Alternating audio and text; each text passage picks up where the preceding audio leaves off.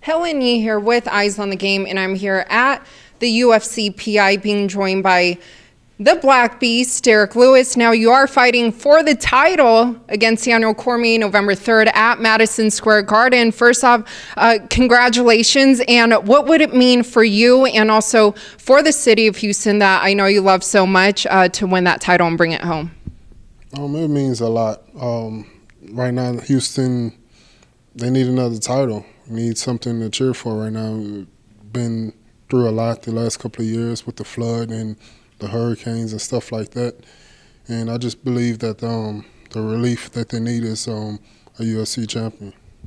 Now, I know that you've only been with the promotion for about 4.5 years. Is this kind of how you envision, your career to unfold?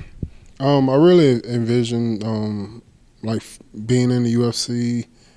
Like starting off my career, I was like saying that I should be in the UFC in 2 years, but it took me almost 3 years to get here. And whenever I got here, I was saying that it should take me 2 years to be fighting for the title, but it took me 4 years. So I guess it's just consistency and patience.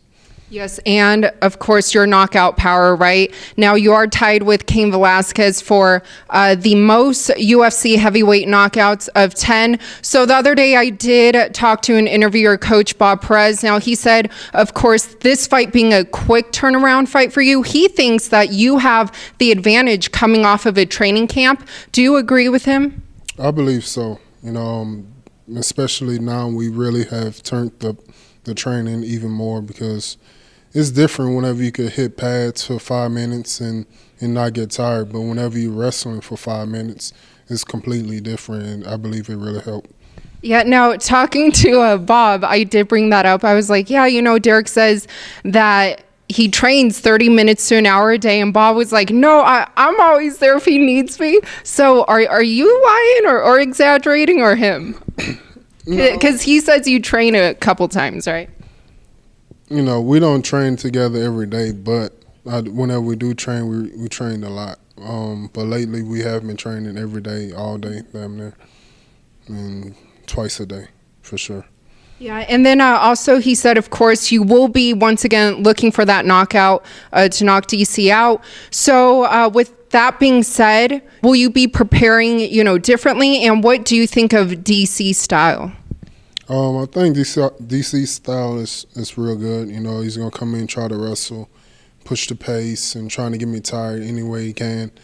I just think that overall I have the more heart.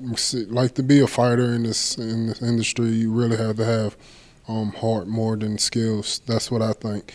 And I think that my heart is just going to outweigh his skills.